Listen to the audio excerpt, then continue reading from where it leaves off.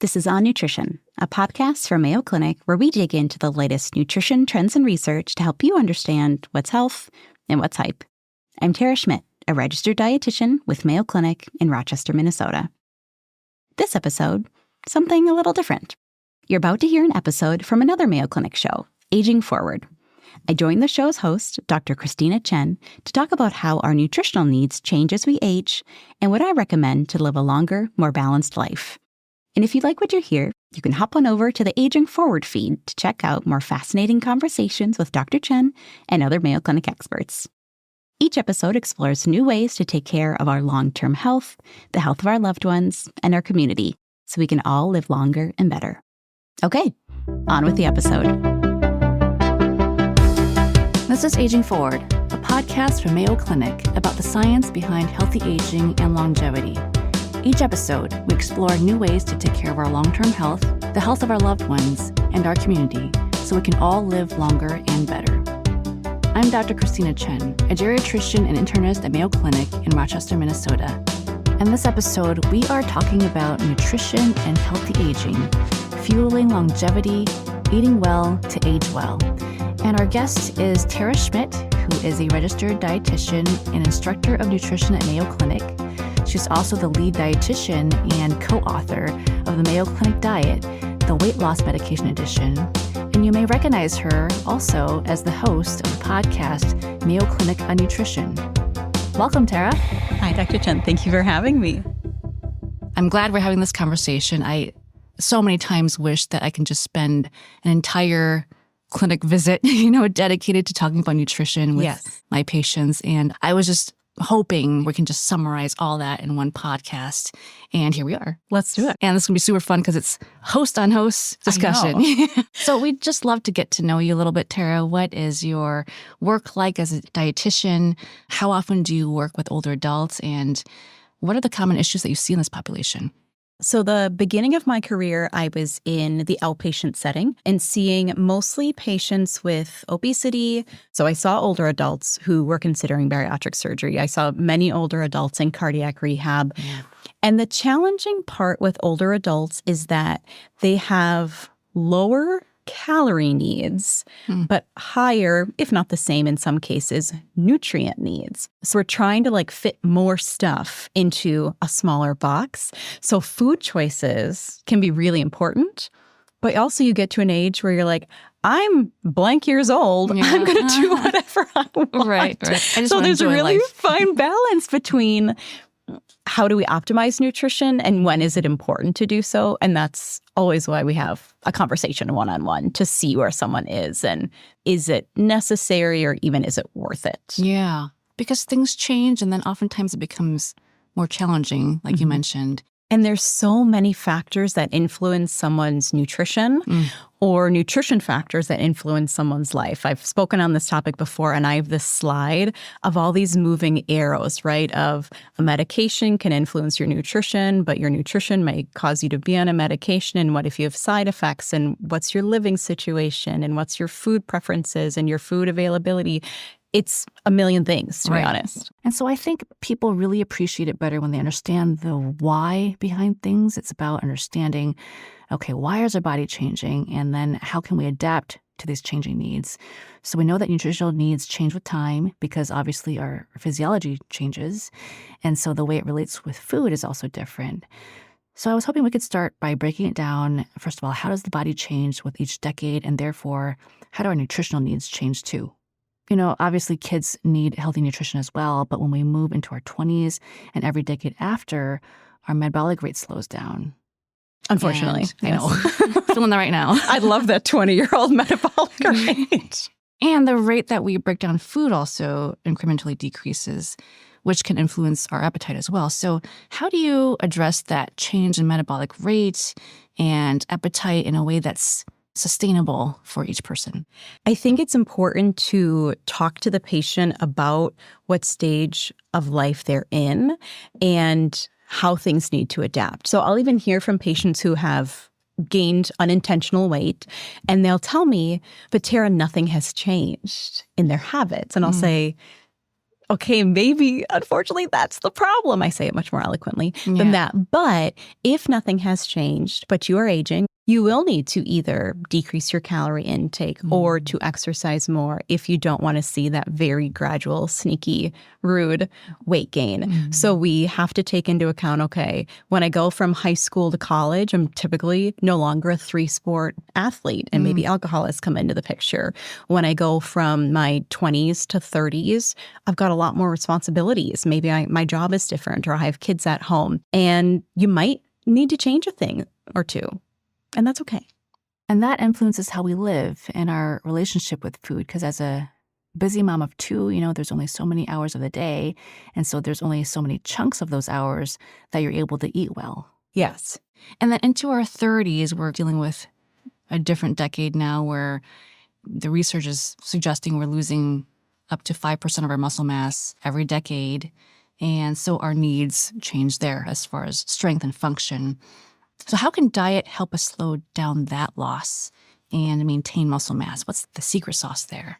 It's not all diet. You can eat as much protein as you want, but it's not just going to go directly to your biceps or your quads or whatever muscle group you're working on. You have to challenge those muscles in order to build or stop the breakdown of those muscles. So that actually switches a little bit over to the exercise part of the equation. So I'll tell people you need to have adequate protein, but more than that, we need to be strength training. When it comes to true muscle building, right? Like you actually need to have those tiny little tears in your muscle in order to build, or maybe we're just talking about maintaining. Protein's important. We need enough of it, but we got to do the work to actually challenge those muscles, right? Are you pushing? Are you pulling? Are you lifting? Right. Whatever it may be. That's a really good reminder. And when it comes to our protein needs, I hear different recommendations. There's the 1 gram per kilogram recommendation. There's the 1 gram per pound. What's your recommendation there?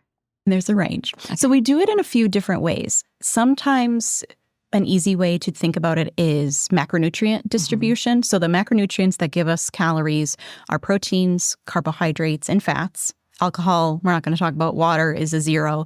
So when we talk about protein, we'll say it's important to get 20 to 30% of your calories coming from protein, if you want to look at it like that. The general guideline for protein is 0.8 grams of protein per kilo of body weight. So you can also use 1. That's close enough. So if you want to find out your protein needs in an average person, this does not work for everyone, of course, but you can take your weight in pounds, divide it by 2.2. Now you've got your weight in kilos, and let's just make that your protein needs because it's 1 gram of protein per kilogram of body weight. But when we talk about protein in older adults, we actually bump that even higher. Right. But that number can be skewed if you have excess weight. We don't want to feed fat cells per se. So that's where dietitians come into play. You can also just make sure to have about a quarter of your meal a protein source, right? So if you're familiar with the plate method or the My Plate, it's 25% of that pie graph. But generally speaking, if you're eating off of a plate, can you have that protein source be about the size of your palm or 25% of your meal?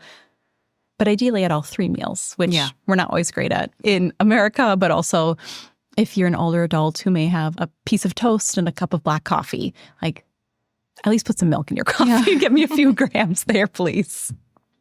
I like the way that you simplified things. We can do that throughout those next few decades into our 40s and 50s, prioritize protein, keep our muscles active without wasting away. Absolutely.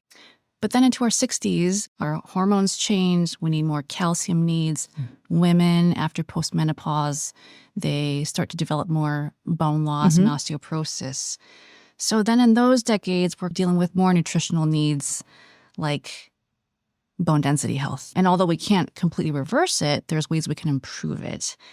How do you guide your patients to focus on bone health in those decades moving forward?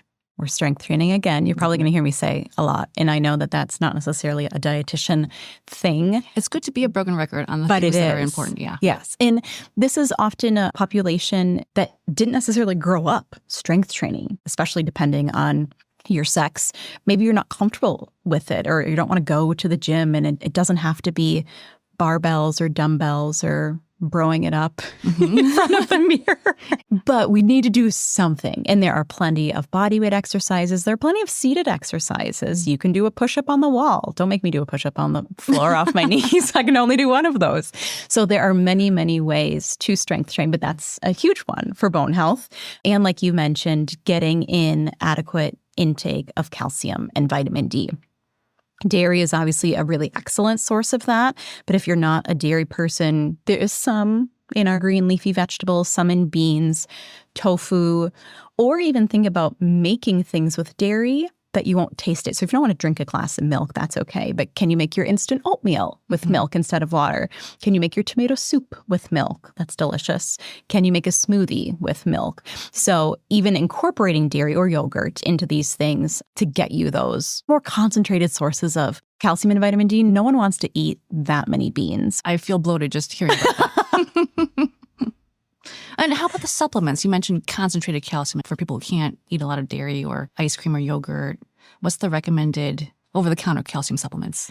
It depends on the patient, right? So I may have someone who comes into my office and they say, I drink a glass of milk with every meal, and I also enjoy these vegetables, and I make my smoothie every morning with yogurt, etc., and they're doing okay. Or there may be someone who is a vegan, and I'll check if they're getting any fortified sources of those, or someone who absolutely hates milk. When it comes to vitamin D, where do they live, right? How much sunlight are they getting?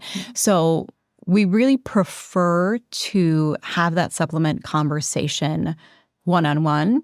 And as a dietitian, you'll hear me often say, I'd love you to get this from food first. And if you're missing some, then we'll supplement. That's literally where the word supplement is coming from. There's a reason why it's called a supplement and not the main source. Yes. Let's talk about absorption. As our bodies age, absorption can change, and that can be partly related to the medication that we're on, but also just having those general health issues can make things even harder. What is happening in the body here? Like, what causes absorption difficulties? A lot of times it can be related to things like stomach acid. So there are very, very common drugs that decrease stomach acid, and that's kind of what their purpose is. But that stomach acid is needed for nutrient absorption. Or there are drugs that decrease absorption that's happening in the GI tract, or drugs that impact the gut microbiome, which can impact nutrients. Some categories of drugs increase excretion through the urine. And then there's a whole heck of a lot of drugs that simply alter our intake, right? So two very common ones would be like an SSRI, antidepressant or anti-anxiety medication, and GLP-1, very common. Both of those impact our hunger sometimes and our thirst. So now we're just not necessarily feeling thirsty or feeling hungry. That's impacting the nutrients that we would have been getting from food. Yeah, I think whenever I see just a list of polypharmacy, I assume there's probably going to be some sort of problems with absorption. There's probably going to be some interactions in there somewhere. And then we already covered the protein. In terms of the other macronutrient needs, what other things come into play? Fiber needs, healthy fats, and others. Can you break that down for us? So a few of the key nutrients in older adults, we mentioned protein, of course. I really like to encourage a wider variety of protein so that we can get more nutrients, like different amino acids and maybe different fats, and maybe there's some iron in some, right? So we don't eat singular foods, we don't eat singular nutrients. You can think of each food, no pun intended, like coming to the table with its own benefits. The wider variety of fruits and vegetables to different grains, especially to different proteins, are bringing more and more nutrition. So people can have habitual eating habits, of course, but I love to challenge them with, can we do fish once a week and red meat once a week if you choose to do that? Have you ever tried a meatless meal? How are you doing with beans? Have you ever tried tofu? Just to get the different nutrients. You mentioned fiber, which is a big one for older adults. Technically, the needs of an older adult in terms of recommended daily allowances is lower for this population, but we've never told anyone to eat less because 95% of America is not getting enough. So we kind of just ignore that caveat and just tell everyone to eat more fiber. Because if we can increase fiber sources, fruits, vegetables, beans, legumes, whole grains, we often decrease discretionary calories or empty calories. So if I can bump up your nutrition with all the good things I just listed, you don't often have as much room for fun, less healthy calories. Yeah. We need to match our fiber with our fluid. So I'm sure we'll be talking about fluid as well. Right. And we're not encouraging necessarily a high fiber diet, but we're encouraging more because almost our entire population needs more. Absolutely. I think constipation is a very common issue among older adults as the gut slows down. I wish there were more foods that had a dual purpose, like high protein, high fiber. And I feel like beans is the only thing I can think of in that category. Other than like ultra processed foods that like have those labels on them. And I'm like, I don't really want to get that from like a weird chip. I want to get that from a real food. Agreed. B12 is another one. The recommended daily allowance is not necessarily higher, but it's one that absorption decreases as we age. That is one actually that we sometimes will encourage supplementation of in older adults, especially if they're not able to get it from food alone. So sometimes they'll say supplements or fortified food should make up at least half of your B12 intake. We've also got B6 we'll need more of. We talked about calcium and vitamin D as well.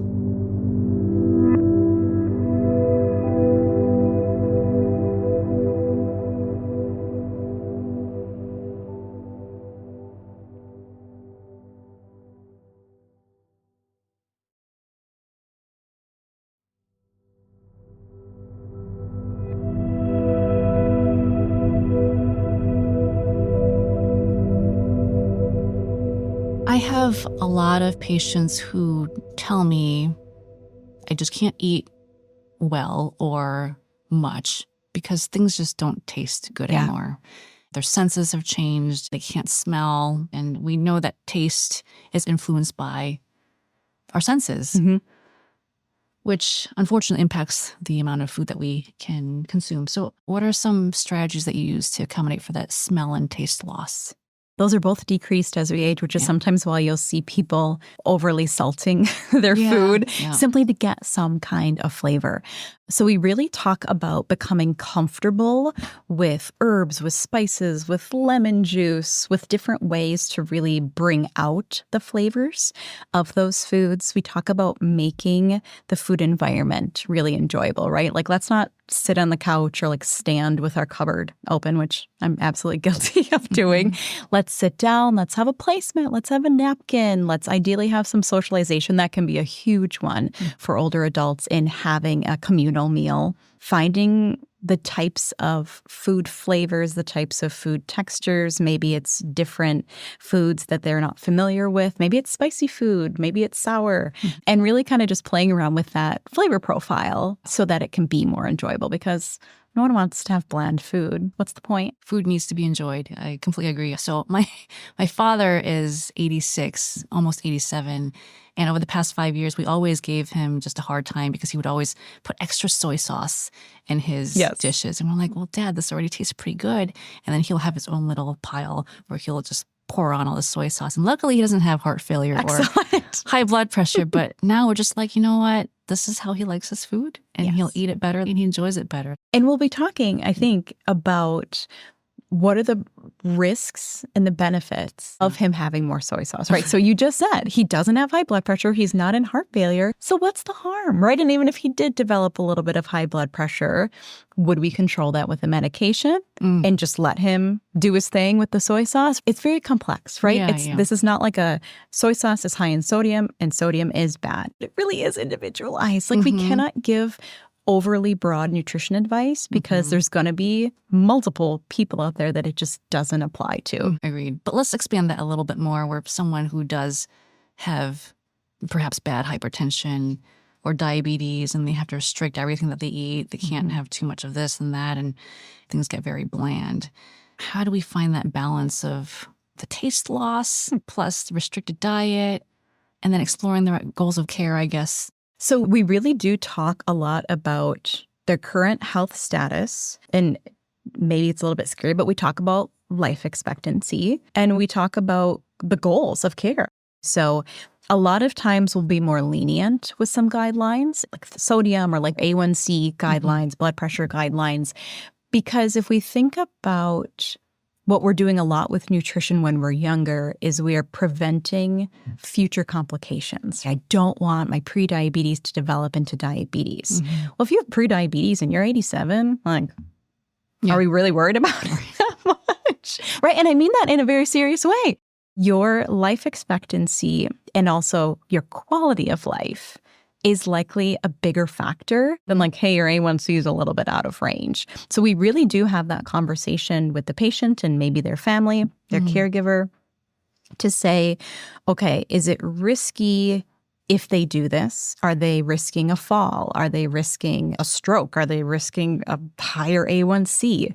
And some of those, of course, have more risk to them than others. So we look at that really big picture and say, is it neutral? Is it helpful or is it harmful? And sometimes it's a mix, but your father's a good example of like, you know what, this is actually probably helpful and seems to be neutral on his health. So let's just do it. We also have to think about the totality of what they're eating. So if someone selects a very high sodium item or meal, but that's the only meal they're going to eat that day, the math doesn't really math. Yes, this individual item is high and may have been a red flag previously, but if that's all they're going to eat that day, we actually are nowhere near the maximum threshold that we want to do. So maybe we split it up between meals and we add other foods. It's always also important to say, okay, let's not vilify individual items. We have to look at what this person is eating across a 24-hour period. Right. No one's going to tell me not to eat cake when I'm 98. Don't come at me. Exactly. For older adults who are overweight from metabolic slowing and just wanting to lose weight, but in order to do that, we got to go through caloric restriction. But then with that, there's a risk of muscle mass loss. And it's just this vicious, how do I even get out of this stuck phase, you know? The first question I'm going to ask is, do we need to lose weight? And we can talk about all of the impacts, of course, of comorbidities related to excess weight. But in the practice of geriatrics, we more often throw out that BMI chart thing and we talk about usual body weight. So we'll say, okay, tell me about your usual body weight. And I'd like my patients to have stability-ish, right? So I want to avoid drastic increases in their weight, but I also want to avoid drastic decreases. There was a meta-analysis of mortality in older adults. So this sweet spot, kind of this safe spot or the best spot for BMI in older adults was around 27 to 28. So just for our listeners, the reason why BMI of a little bit higher is safer for older adults is because when it's too low of what we consider normal BMI of 18, if it's too low below that, then there's a higher risk of muscle wasting, muscle loss, and less resilience when you recover from acute illnesses. But we also don't want a BMI of too high either because there's a risk of diabetes and hypertension and obesity-associated problems. So we try to be a little bit more conservative when it comes to BMI range. And then there's even a newer study that kind of broadened that range to, okay, we don't necessarily want to be less than 25 on a BMI scale, but we don't want to be more than 35. That's where we have decreased muscle strength. That's where fall risk comes, gait or balance problems. Malnutrition can be in someone who's underweight or someone who has excess weight. So oftentimes I'll have older patients come and say like, I want to lose 5 pounds, I want to lose 10 pounds. And I'll look at their weight. And we'll talk about their history of their weight or their history of dieting. And most of the time, I'm like, you're good, ma'am. You're okay. Yeah. Now, if you want to optimize your nutrition, which I would love you to do, and increase your nutrient-dense food choices, increase your healthy food choices, and in turn, decrease those discretionary calories like we talked about, you might lose a few pounds. Or we'll talk about exercise. Let's strength train. Let's get you moving.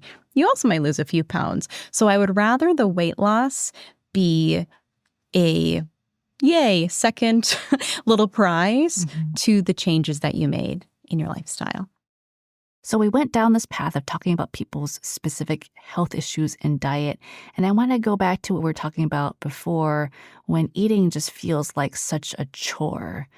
So For example, chewing and swallowing can get more difficult as we age, and that can mean some people need to eat a lot more pureed foods. The textures can be different. What do you recommend to your patients to help them adjust to this change? So you would undergo a swallow study, and that swallow study will then essentially tell you what's safe for you. Yeah. Are thin liquids safe for you? Are crunchy foods safe for you? And then there's this level system that dietitians use to say this category and above or this category and below are the most safe foods for you. Your foods need to be blended. Your liquids need to be thickened, etc. It makes the eating experience less enjoyable, I'd say, because now you're eating pre-ground up food, which obviously can impact the taste. And I just don't want to eat my steak as steak mush, but sometimes we just have to make those accommodations to make sure people aren't at risk of aspiration. These are not guidelines we take lightly. These are always aspiration risk guidelines that we're using to keep people safe. And we're doing a lot with hospital food service to make that food as appealing as possible. So it'll be pureed peas, but they make them into tiny little peas, or they plate things very beautifully. We make sure that you, as much as possible, get the same meal experience, even though your texture may be modified. And when it's safe, ideally you can have another swallow study and graduate, let's say. I didn't know they do that. That's really nice that they would try to make it as food-like as possible. Yeah, so there's molds now, especially in hospital food service or nursing homes, assisted living. They're doing a lot with dysphagia diets to try to optimize that experience, because no one wants just like 3 blobs on their plate. So you mentioned earlier about hydration. Let's come back to that topic. How much should we be drinking? I feel like it's more of an issue in older adults because now they're urinating more and their bladder health is involved. So how do we help people stay hydrated in older age without risking other problems? Any beverage is fine. I think when we talk about hydration guidelines and this, 2 liters or 8 cups, 64 ounces, whatever it may be, people typically picture water. And that's great. I've got nothing bad to say about water. People should probably be drinking more. But when it comes to older adults, especially who are experiencing that decreased thirst, any beverage is great. Do you like tea? Drink some tea. Do you want to have a glass of milk? Fabulous. I just got you protein and calcium and vitamin D and a little bit of B12. We're doing great. Another tip is to not rely or wait for thirst, because it might just not be there, right? So instead of I'll drink when I feel thirsty, to just throw that out the window and be drinking with meals, with snacks. Do you have a water bottle in the car? Do you have something next to your bed? Do you have a cup of coffee or tea with you in the bathroom in the morning when you're getting ready?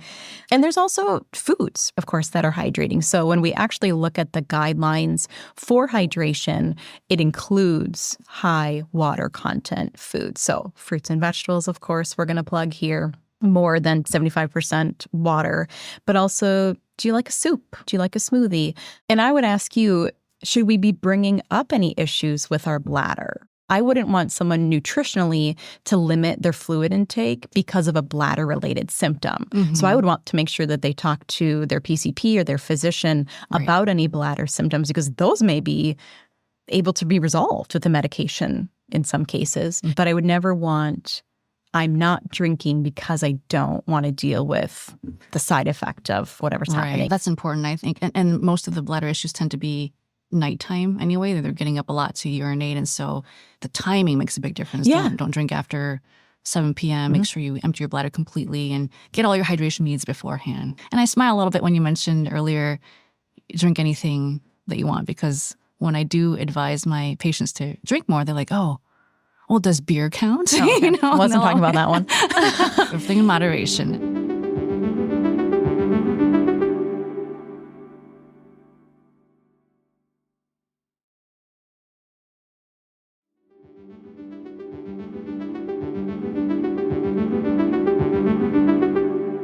Let's talk about resources. I like to try to keep things simple. If you could give like an elevator pitch of some sort, what would you say is just a healthy, balanced diet for an average older person, where if they just stuck with that diet every day, what would that look like? I like the MIND diet. Everything's an acronym, especially at Mayo, of course. Mediterranean, because it's a combination of the Mediterranean diet and the DASH diet. intervention for neurodegenerative delay. So this is essentially a diet that has been shown to be protective against Alzheimer's development, Parkinson's, slower cognitive decline, reduced rates of cognitive impairment, and then even lower risk of all-cause mortality the closer you get to adherence to this diet. But it's nothing complicated.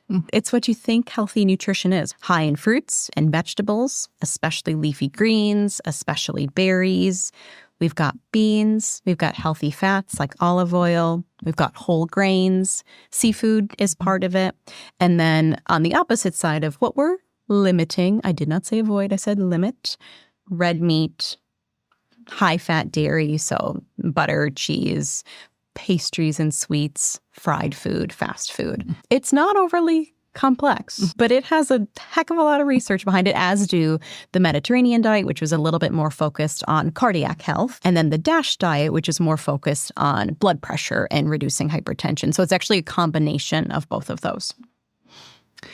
Do you have any resources on how people can maintain this diet? Because it seems like it's harder to prepare and make and get the fish, and it's just the complexity of actually taking the time to prepare. And what tools would you recommend there?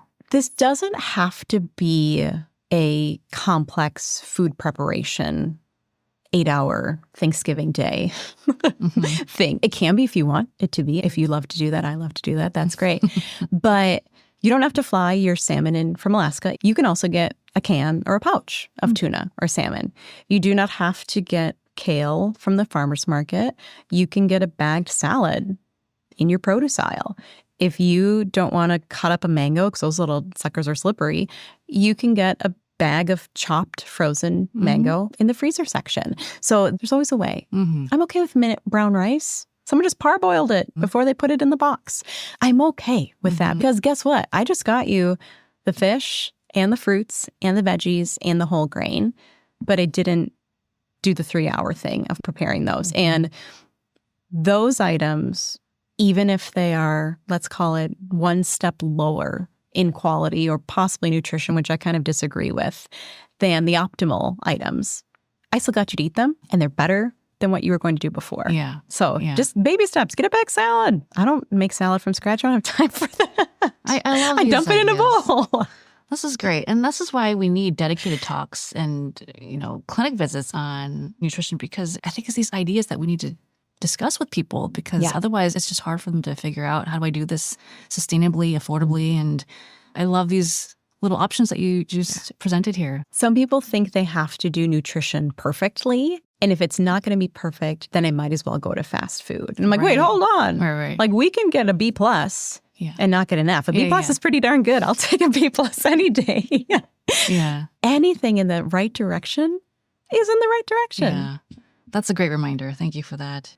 And for people who are at risk for undernutrition, because there are a lot of folks who live in these food deserts, they may have mobility issues, have troubles getting to the grocery store, and perhaps food is more expensive.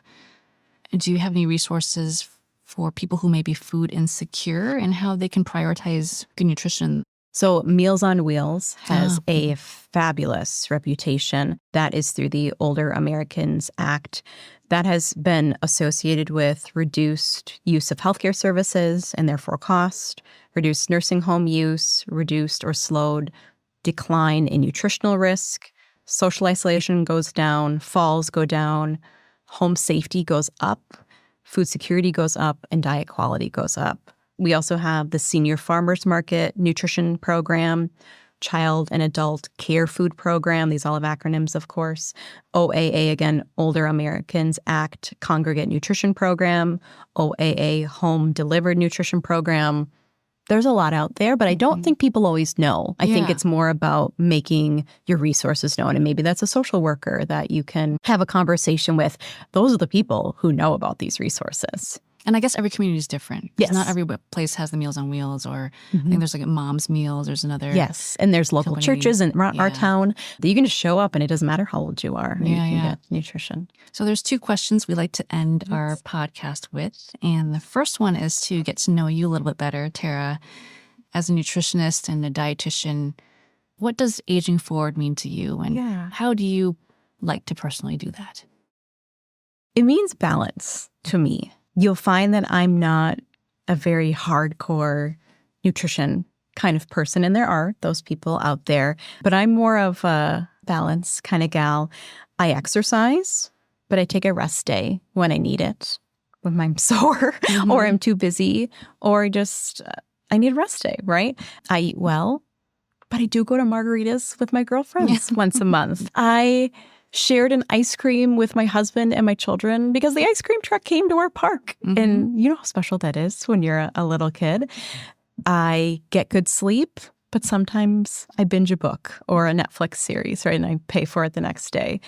I'm not rigid in anything because I think that that rigidity would actually be more detrimental to me than an occasional ice cream cone or an occasional margarita with my very best friends, because that is really what I needed. And I'm not condoning alcohol. I don't think there's anything nutritionally beneficial about alcohol. But it wasn't about that, right? I'm a lot more about big picture. One salad is not going to cause you to lose 5 pounds, and one cupcake isn't going to cause you to gain it, right? Do you have a parting question that you can leave for our listeners? Perhaps something you'd like to ask them to consider in their lives as they move forward? Any habit changes or lifestyle changes that can really optimize their nutrition and well-being? I always talk to people about their pattern of eating. So I get hammered with questions. Is blank good or bad for you? Should I do X or should I do Y? I heard that this is bad, so I'm not going to do it anymore. Especially related to individual foods, individual nutrients, individual ingredients. But we don't eat in a vacuum. We don't eat singular foods. We don't eat singular nutrients. So before you go down the Google rabbit hole of is blank good or bad, I want you to take a step back. You honestly probably know the answer. Anytime a family member texts me about a new trendy nutrition or wellness thing, I want to say, like, what would your gut tell you? Or what would your first grader tell you? Kids are a really wonderful example of not having been influenced by the media into blank is good and blank is bad. They're so honest. They're just like, that sounds weird. Like, would you tell a child that bananas are too high in sugar? Of course you wouldn't. It's a banana. If every kid right now ate 2 bananas, I'd be thrilled for the world. So before we jump down assumption, media, very interesting New York Times article titles, take a step back and look at your pattern of eating. What do you do on the regular? I'll ask people, okay, you're asking me about a food, but I want to hear how often you have that food and how much, because that's what really counts. This is such a fun conversation. Thank you, Tara. Thank you for having me, Dr. Chen. It's been a pleasure. That's all for this special episode. But if you've got a question or topic suggestion, you can leave us a voicemail at 507-538-6272. We might even feature your voice on the show. For more On Nutrition episodes and resources, check us out online at mayoclinic.org/onnutrition. And if you found the show helpful, please subscribe and make sure to rate and review us on Apple Podcasts or your favorite podcast app. It really helps others find our show. And if you want more Aging Forward episodes and resources, head to mayoclinic.org/aging forward. Thanks for listening. And until next time, eat well and be well.